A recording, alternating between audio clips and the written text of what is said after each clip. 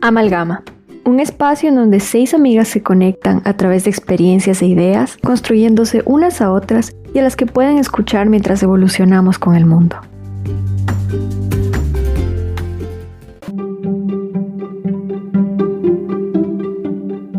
Yo crecí escuchando que vivía en un país de tercer mundo, y no fue hasta que tenía unos 15 años cuando, preparándome para un modelo de la ONU, me recomendaron que nunca diga país de tercer mundo y que en lugar diga un país en vías de desarrollo. Para ese entonces ese tipo de cambios en el lenguaje me provocaban cierta aversión con el mundo político y diplomático, y la verdad yo no entendía por qué era necesario. Sin embargo, con el tiempo aprendí que eso se llama ser políticamente correcto, y parece que el mundo está dividido entre quienes deciden serlo y quienes deciden que no. Yo decido serlo a veces y a veces no. Y la verdad es que cuando escucho ciertas locuras como la de Lula da Silva hace mucho tiempo, de que Pelotas, una pequeña ciudad en Brasil, es un polo exportador de gays, o cuando escucho a Bolsonaro decir en el contexto de la pandemia que la gente debería dejar de tener miedo y deberían dejar de ser maricas, la verdad me hace pensar mucho y me convenzo aún más en que esto no se trata de ser ignorante o mal informado o poco elocuente. En realidad empiezo a cuestionarme qué es lo que pasa detrás de esta corrección política y de la importancia del lenguaje.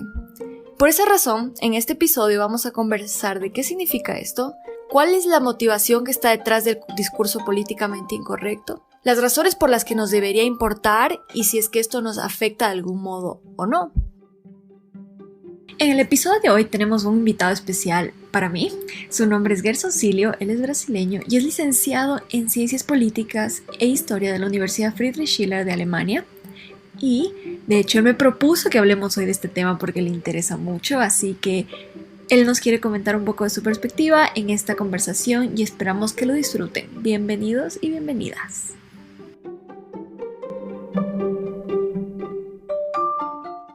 Bueno, yo quiero primero definir, como lo hemos hecho en muchos episodios, qué significa exactamente el concepto del que vamos a hablar. Y la corrección política se define como usar el lenguaje o el comportamiento para parecer sensibles a los sentimientos de los demás, especialmente aquellos que parecen estar en desventaja social. Es decir, que cuando uno es políticamente incorrecto, se refiere a ese lenguaje o ese comportamiento que tiene características de ser excluyente, marginador o insultante, para grupos que son considerados desfavorecidos o discriminados. Y yo ya les di unos ejemplos, pero la verdad es que el internet, pueden buscarlo y está llenísimo de esto. Y hay ejemplos loquísimos. Hace poco, en el contexto de la pandemia, escuché también algo que no parece ser tan ofensivo, pero Trump dijo que el coronavirus, se rehusó a decir que se llamaba coronavirus, y dijo que era el Kung Flu o la gripe china, y eso también se lo reconoce como un discurso políticamente incorrecto. Me llama la atención porque existen estas creencias de que ser políticamente incorrecto en realidad no importa si lo eres o no, porque se trata aquí de, en realidad, qué es lo que tú haces, cuáles son tus acciones. ¿Eres eficiente? ¿Haces bien tu trabajo? Bueno, entonces, ¿qué importa lo que digas? También escuché que ser políticamente incorrecto puede dar la apariencia de que eres más genuino, más cálido y que estás más cercano a tu pueblo, ¿no? Y que tienes mejores capacidades de persuadir y convencer, o mejores probabilidades de persuadir y convencer a las personas con las que estás hablando, ¿no? Y la verdad me pregunto, ¿será que nos está haciendo daño? ¿Será que de verdad no importa? Pero bueno, antes de eso vamos a conversar, Gerson nos va a introducir brevemente sobre la historia de lo que es o de dónde viene esta idea de lo políticamente incorrecto. Bueno, es un gusto y un honor estar participando de este programa hoy. Y por lo tanto le agradezco mucho a ustedes la invitación.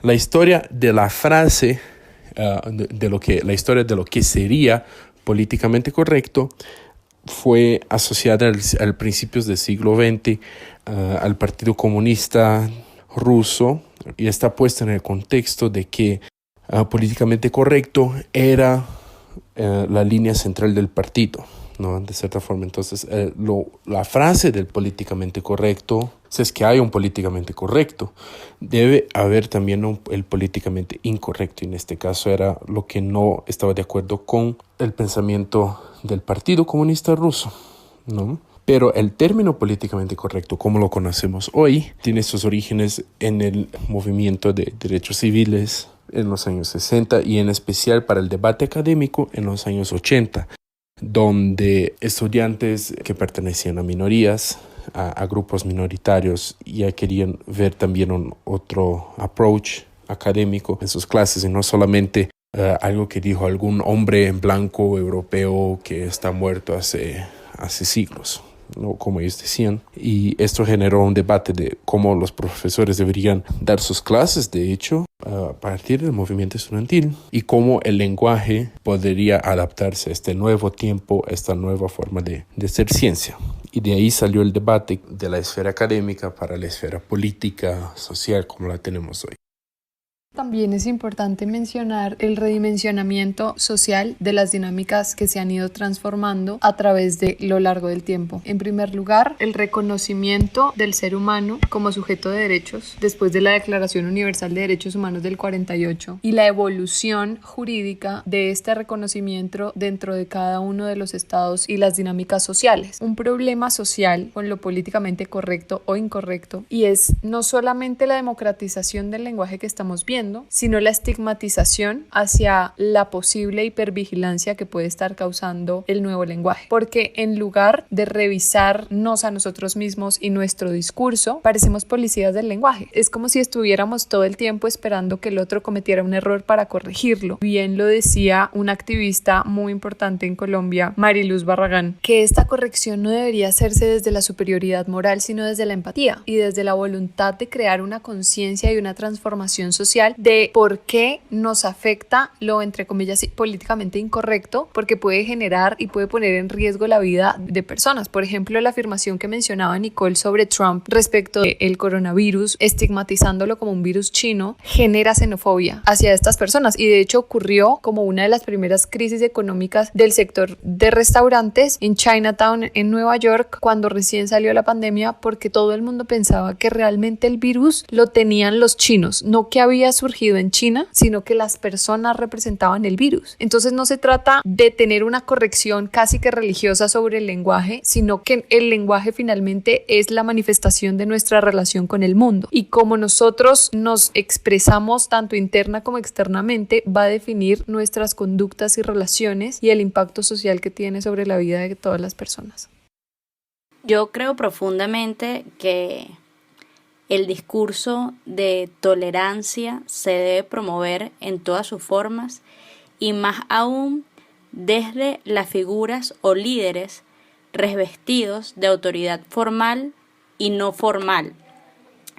De manera que es importante que estemos muy atentos a las formas en las que hablamos, en el contenido de los discursos y del lenguaje, para promover la inclusión de la sociedad en general y pues de las diferentes agendas que han venido naciendo. Sin embargo, tengo ciertas preocupaciones al respecto, porque ¿hasta qué punto lo políticamente correcto no puede atentar contra la libertad de expresión? Yo creo que sí debe haber una legislación y medidas eficientes que aborden el discurso de odio y el discurso que promueva la discriminación. Sin embargo, ¿quién decide qué es y qué no es lo políticamente correcto? Es decir, ¿qué entra en discriminación y qué no, y qué minoría se puede sentir acusada a través de un discurso? Y aquí vamos revisando, por ejemplo, ahora la capacidad que tienen los dueños de las redes sociales para poder muchas veces decidir sobre qué es publicable y qué no. ¿Y quién regula el espacio de interacción del social media? Entonces, pues es muy complicado. Creo que la globalización y las tecnologías de información y comunicación nos traen muchos nuevos retos para nosotros como generaciones y futuros líderes, porque es momento de repensar hasta qué punto se promueven medidas que mitiguen estos discursos de odios que pueden movilizar y causar efectos negativos, y hasta qué punto se viola el derecho de una persona a expresarse como prefiera, hasta qué punto se atenta contra la libertad de expresión. Mi cuestionamiento principal ante lo políticamente correcto es muchas veces, bueno, ¿de dónde viene? ¿A qué agendas beneficia? ¿Y en qué momento termina este debate que incluso entra en lo moral y lo ético, beneficiando quizás agendas políticas que muchas veces están detrás? Bueno, para mí me parece muy importante lo que ustedes han dicho. Sin embargo, hay como ciertas cosas en las que disiento. Y es, por ejemplo, con lo de la libertad de expresión, porque si bien, pues en principio yo no considero que lo políticamente correcto, primero, sea honesto siempre, porque es que siento que muchas veces la gente dice como políticamente correcto es igual, políticamente incorrecto es igual a honestidad, porque se está hablando sin tapujos, porque se está diciendo, porque la persona que está al frente está siendo transparente, cuando yo no creo que para tú ser transparente tengas que agredir el espacio del lenguaje del otro, ni ser agresivo con algo que las puede ofender, porque entonces si vemos, por ejemplo, cuando se empezaron a referir frente a las personas de tallas grandes, como así, personas de tallas grandes y no como gordas, se decían como, ay, díganles gordos, eso no tiene nada de malo, no se les está generando discriminación por eso, tal cosa, y el movimiento precisamente empezó a decir, sí, porque hay unos que dicen que sí, hay otros que dicen que no. Pero entonces para mí no necesariamente el que yo diga personas de tallas grandes no quiere decir que yo sea una solapada y que las otras personas que dicen personas gordas son simplemente personas honestas que no se ponen como con tecnicismos ni lo atribuyen a que somos una generación de cristal en donde cualquier palabrita entonces ya nos ofende, en donde nos alarma. Para mí realmente lo políticamente correcto es leer la sociedad en la que estás y expresarte de una forma en la que sea adecuado a eso. Entonces, si tú sabes, por ejemplo, que tienes un público afro, pues te vas a referir de cierta forma en la que sabes desde la historia qué es lo que no les ofende y qué es lo que reivindica sus derechos. Además, considero que lo de la libertad de expresión, si bien obviamente es un derecho y es supremamente importante, es que creo que se ha malentendido un poco que la libertad de expresión puede pasar por encima de unos límites que ya se han estado estableciendo desde hace mucho tiempo, de cuáles son los que no deberían sobrepasarse, y por eso entonces se cree que esos límites podrían ser por simplemente cosas políticamente correctas, y que cuando se sale de eso no se está dentro del derecho a la libertad de expresión, sino que se empieza a censurar, cuando pues tiene algunos límites bastante claros. Para mí, obviamente, puede que eso sea opinión, puede que tenga opiniones diferentes las personas, pero entonces es eso, para mí ser políticamente correcto no es que seas una persona solapada y solamente busques cuáles son los términos que más te convienen, sino son los términos que más te convienen para hablarle a cierta comunidad, evitando así que se puedan herir cosas de derechos que ya se han ganado, como por ejemplo con las personas afro, es referirte a ellas de una manera en la que ellos se sienten reivindicados y en la que durante muchísimo tiempo han luchado para ganarse esos derechos.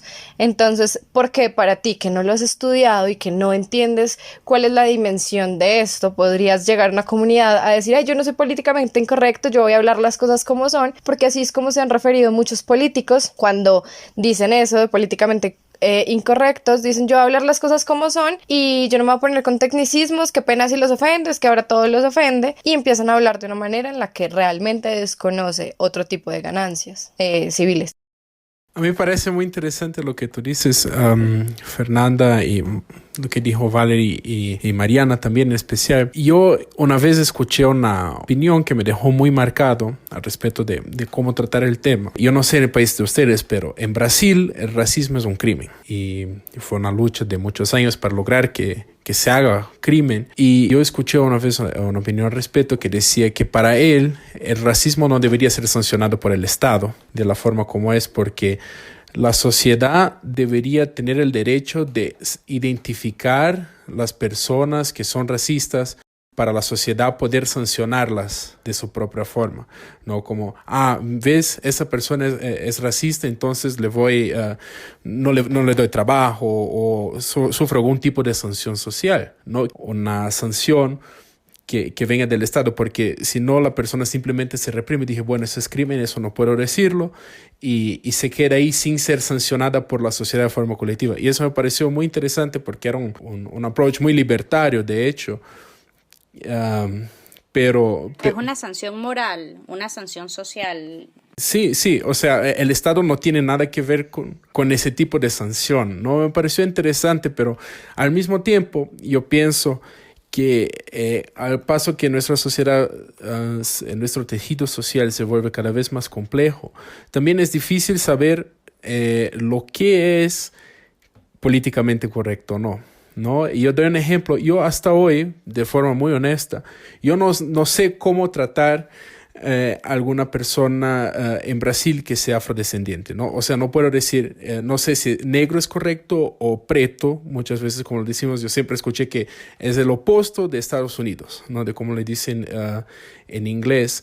Pero, y escuché también que en Estados Unidos mucha gente utiliza el término afrodescendente y que mucha gente no está de acuerdo tampoco con el término afrodescendente que también se usa en Brasil, que sería lo políticamente correcto en algunas veces, porque eso quita la americanidad o la brasilidad en el caso de estas personas, porque siempre van a ser descendientes. Nada me dice ítalo descendente en Brasil, ¿no? Y la otra opción, ¿cuál sería? People of color, ¿no? O sea, existen entonces personas que no tienen color.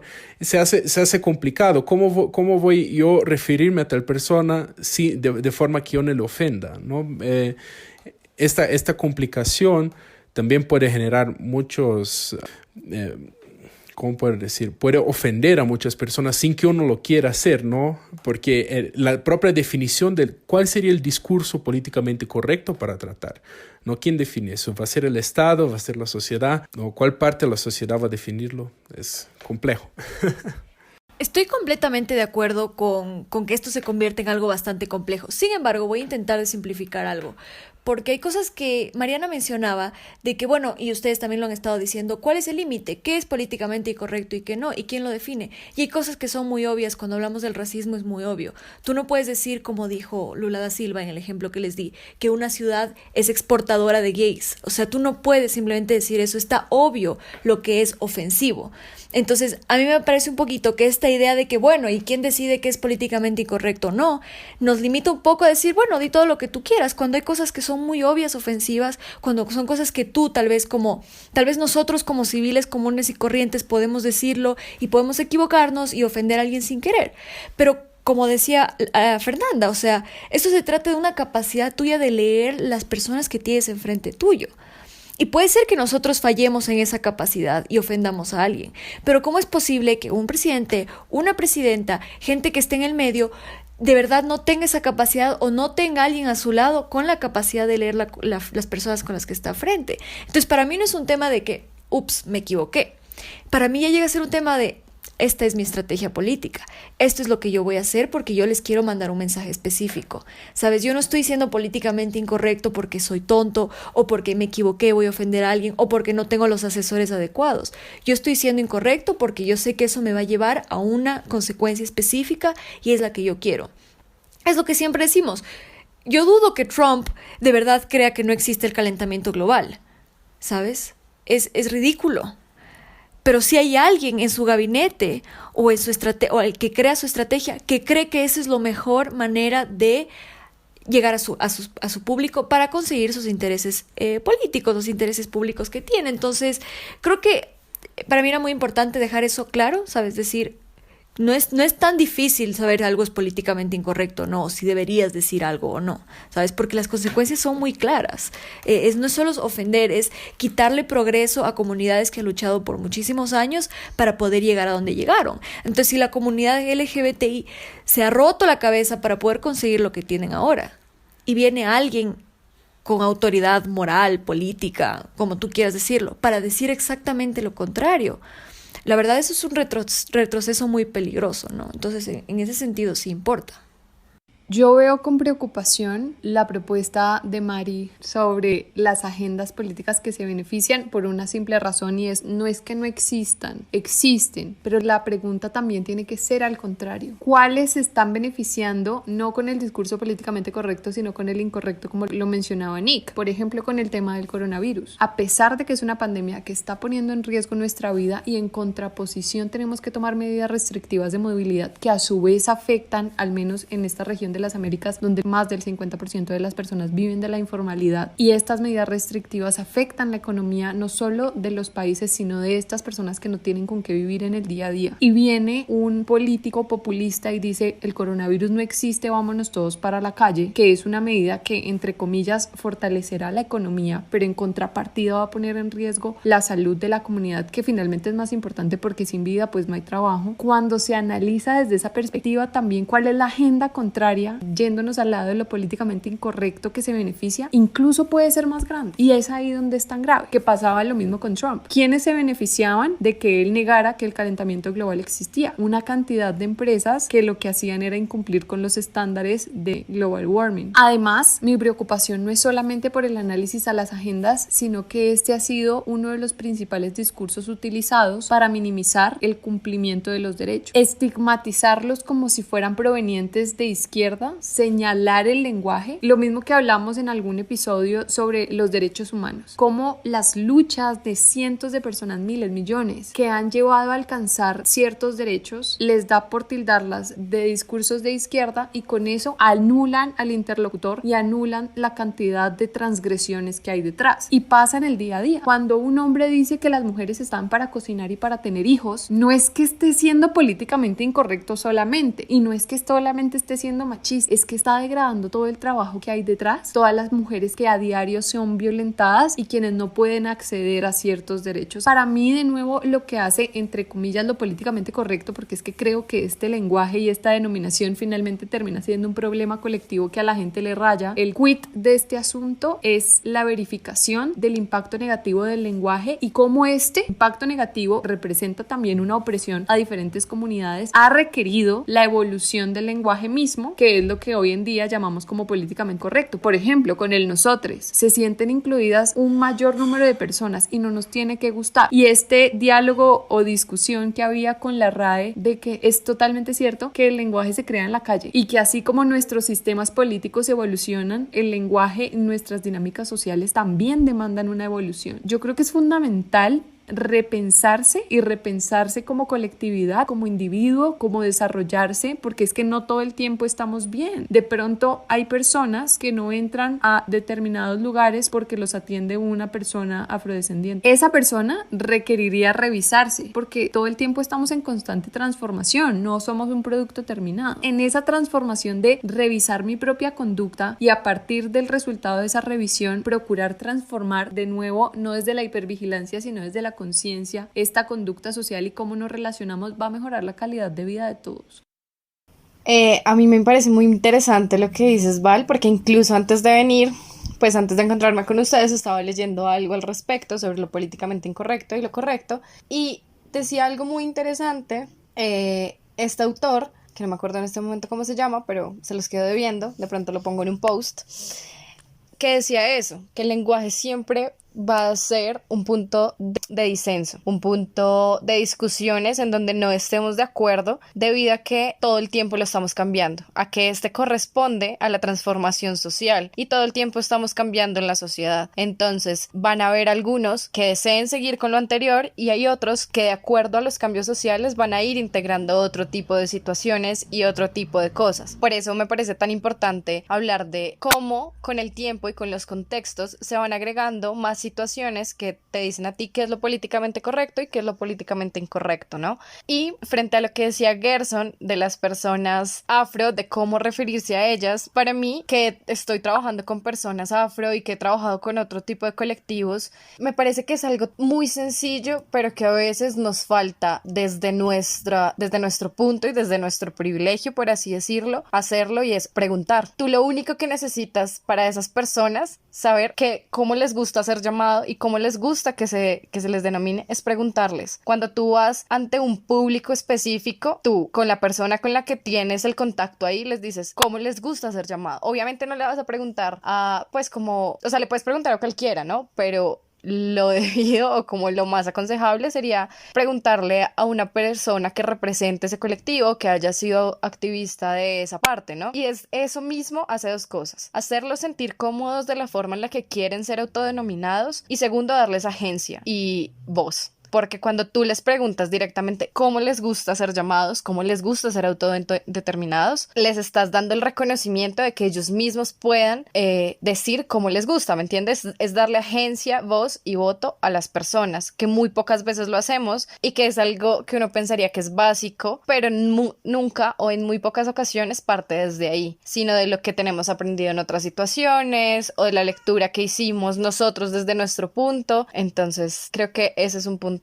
básico y que sí me gustaría mucho dejar acá, no solamente con las personas afro, sino también con las trabajadoras sociales. Se presenta mucho eso, en que hay unas a las que tú puedes ir a un sector y les gusta que les digan puta, porque eso reivindica su trabajo y eso reivindica la historia, y hay otras en donde prefieren ser llamadas trabajadoras sexuales, pero si tú les preguntas y les das el derecho de agencia, es mucho más fácil poder tener un consenso con esa sociedad y no caer en ciertas cosas que les puedan ofender, ¿no? Es muy difícil, porque también eso lo resaltó un montón cuando ustedes decían al principio como que se vuelve una policía moral de que sí, y se empieza a criticar full por cada pequeña cosa, pero cuando por lo menos tú empiezas partiendo del reconocimiento o como de la intención de saber cómo se siente el otro para su autodeterminación y autodenominación, entraste ganando. Yo creo profundamente en que los liderazgos deben dar lectura a la sociedad y atender las necesidades y demandas de los diferentes sectores que hacen vida en la comunidad que lideran. Lo políticamente correcto es complejo porque trae en sí un dilema moral y ético. Y hablo de las agendas porque, por supuesto, que a través de lo políticamente correcto hay una agenda conservadora que para ellos la moral y la ética se pueden poner en contradicho a través de lo políticamente correcto porque no es su propuesta. Y hay otras agendas que por su parte pueden estar en desventaja porque se mantenga el estatucuismo de visión del pater familia, del Estado, como nosotros lo hemos conocido, o la manera tradicional de hacer las cosas. Entonces hablo de agendas porque sí hay agendas políticas que están en lucha y en pugna a través de los discursos y que pueden generarse controversias, aunque yo creo que los derechos humanos deben ser progresivos y que no deben tener tilde o bandera política. También es cierto que hay grupos políticos que han utilizado banderas de derechos para sus beneficios o intereses también partidistas. Entonces, sí hay movilización por parte de agendas políticas que tienen interés en movilizar a través de ciertos discursos y que les interesa poner la ética y la moral del otro en entredicho. Yo creo en los discursos que promueven la tolerancia y la inclusión, pero también creo que hay intereses en pugna. Y mi pregunta es ahora, a través de las redes sociales, ¿cómo podemos identificar qué incita el odio y qué no? ¿Hasta qué punto algo se puede, un tweet va a tener la capacidad de viralizar y pues puede ser censurado? ¿Cómo entrarle a esto? Pues, ¿cuál es el papel de las redes sociales en todo este tema? ¿Ustedes consideran debería haber censura en las redes sociales? Si mi tweet, por ser de una persona que no tiene cierta influencia en la sociedad, y si este tweet no se vuelve viral, entonces no repercute o no tiene efectos negativos. O simplemente deben haber palabras que no se pueden utilizar dentro de las redes sociales porque atentan contra lo políticamente correcto? Mariana, a mí me gustaría, antes de irme a tu pregunta, hacer una consideración respecto de lo que dijo Fernanda también. A mí me parece muy, muy válido esta aproximación al respecto de la problemática.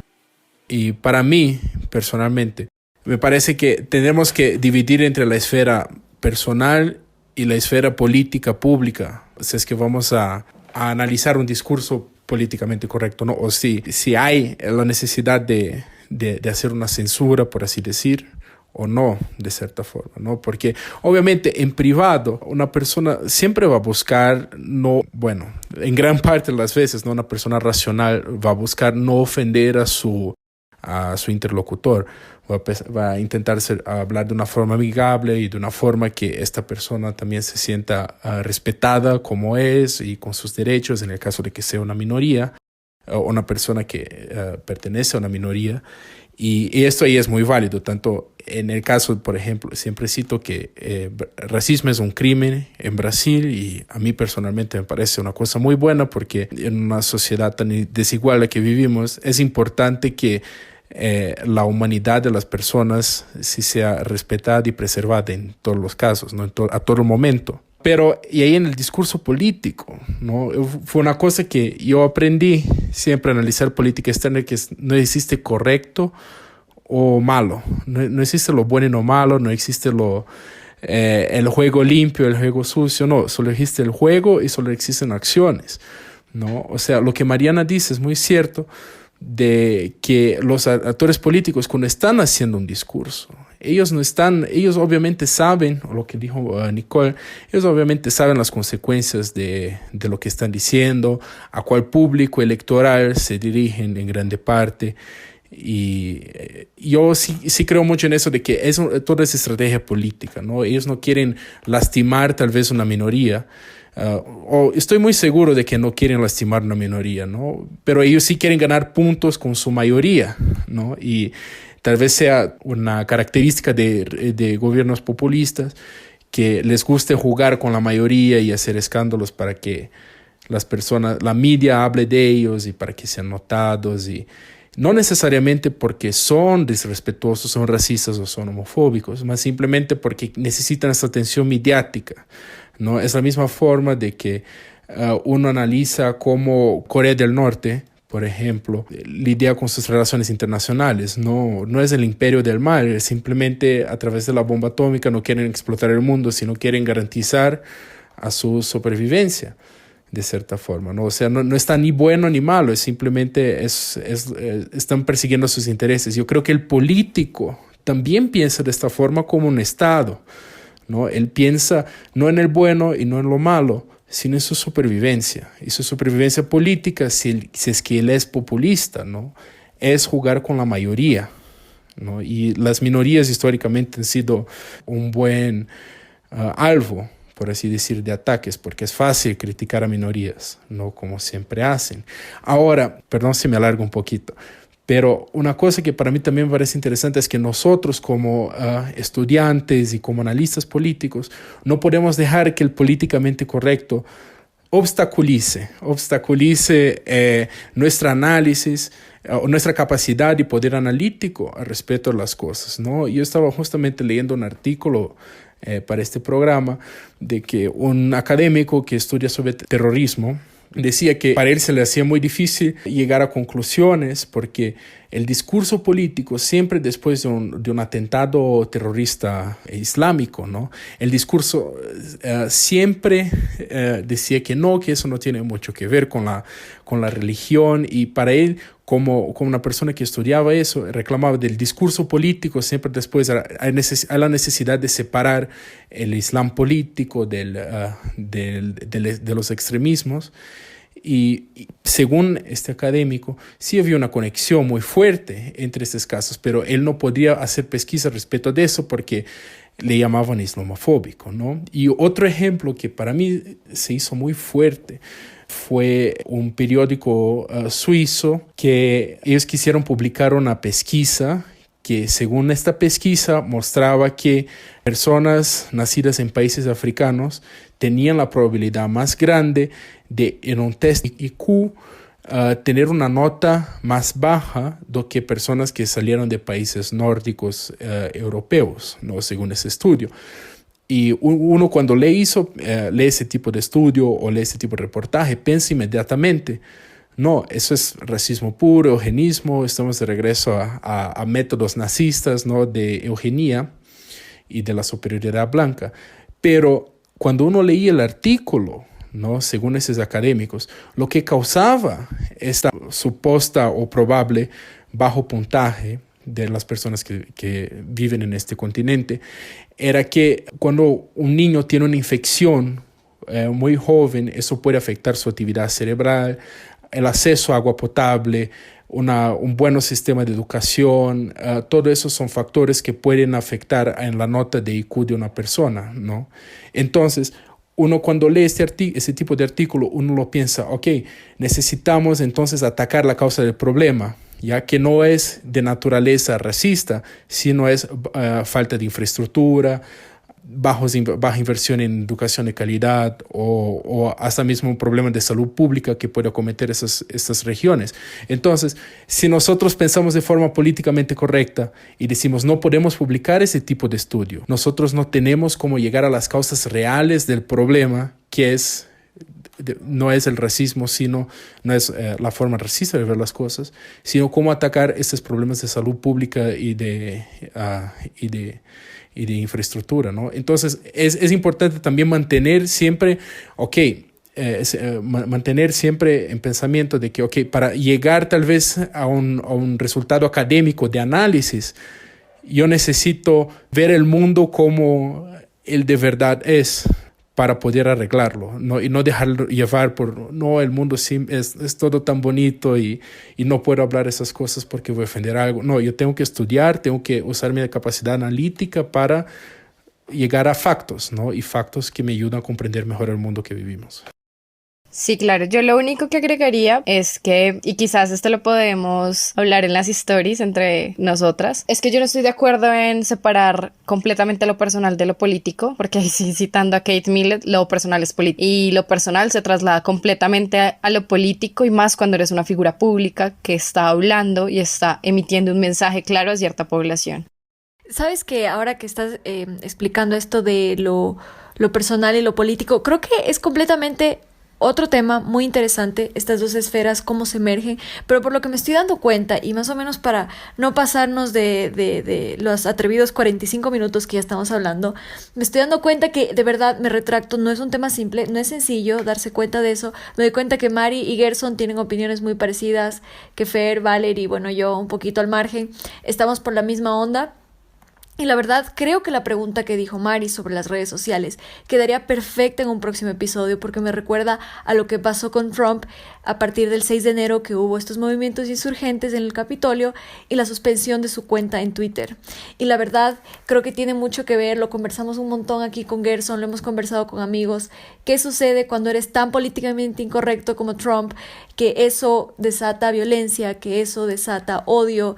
Entonces, ahí está el tema de las redes sociales, quién tiene poder, quién no tiene poder en decidir qué decimos o qué no, pero creo que esta conversación nos ha dejado una base muy importante para cuestionarnos bastante qué está pasando detrás de eso y no dejar pasar por alto el día a día todas las cosas que escuchamos que son políticamente incorrectas, y también esas cosas que no nos damos cuenta de las personas que se esfuerzan por ser políticamente correctos y por qué lo hacen.